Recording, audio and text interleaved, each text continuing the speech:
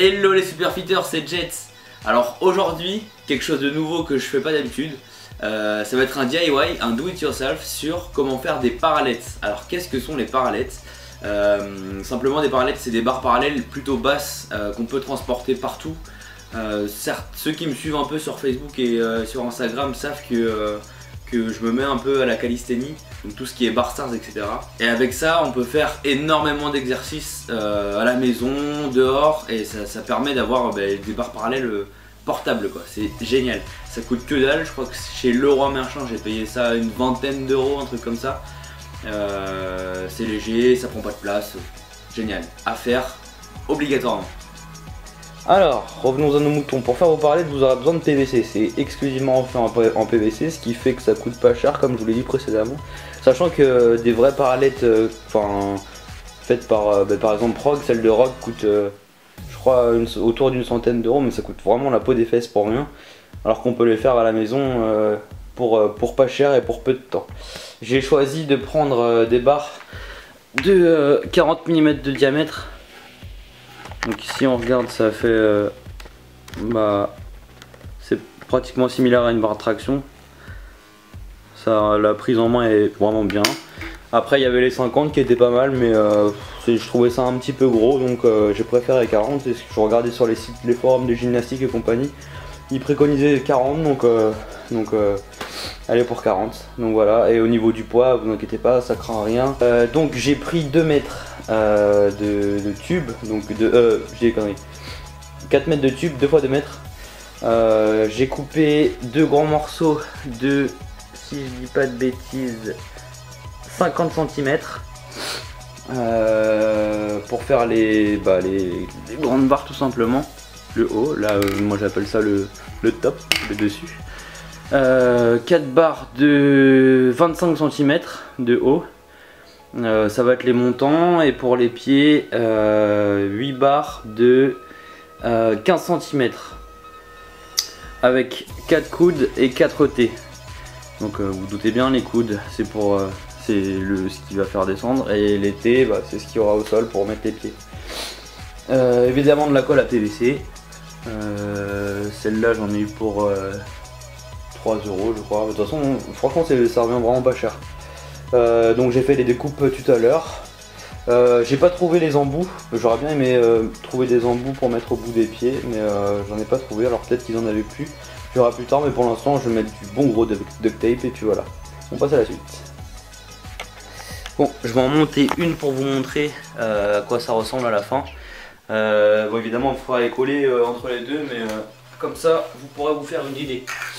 Donc on prend un grand montant, on y ajoute 2 pans qui descendent de côté.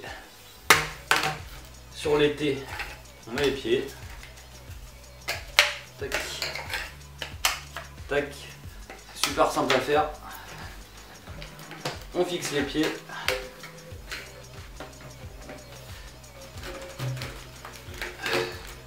Et voilà, la première des deux.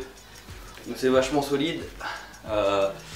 Là je pense que une fois que tout sera collé, je vais mettre une ficelle aussi pour pas que ça s'écarte trop, parce qu'il y a quand même du jeu. Et puis voilà, je vais les peindre aussi sûrement, parce que en gris caca comme ça c'est pas forcément très joli. Donc voilà, en gros ça donne ça. Je les colle et je vous montre. Voilà, tout est collé. Il me reste plus qu'à mettre les pieds.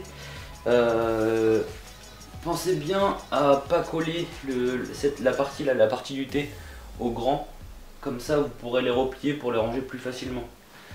Donc voilà, c'est la partie cool, et puis pour mettre dans un sac c'est bien plus simple si jamais vous voulez vous entraîner dehors, etc.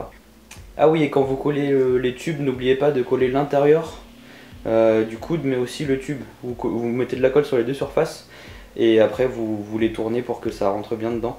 Attention, ça sèche plutôt rapidement. C'est ce que j'ai regardé, c'est ce que j'ai remarqué. Donc plaquez-les bien au sol, surtout pour ces parties là, parce qu'ils doivent être droites. Plaquez-les au sol bien comme il faut juste après.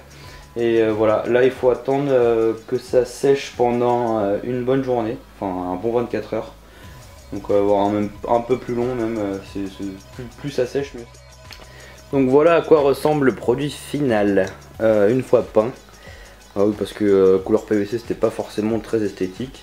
Voilà, la peinture a pas trop mal marché. Par contre elle est pas régulière, donc je vais sûrement faire une deuxième couche. Donc évidemment les pieds sont rabattables du coup, ce qui fait qu'on peut les garder parfaitement droites pour les foutre contre un mur par exemple, ou dans un placard, même dans le coffre, ça rentre tout seul. Comme papa dans maman. Ben voilà, du coup on peut faire, je vais vous montrer ce qu'on peut faire avec brièvement. J'ai pas un niveau de fou, mais je vais au moins vous faire un petit L-sit.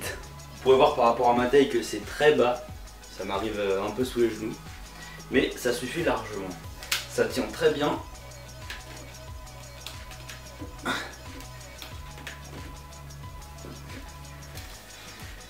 Ça se tord un peu, mais c'est normal, mais ça supporte quand même pas mal de poids.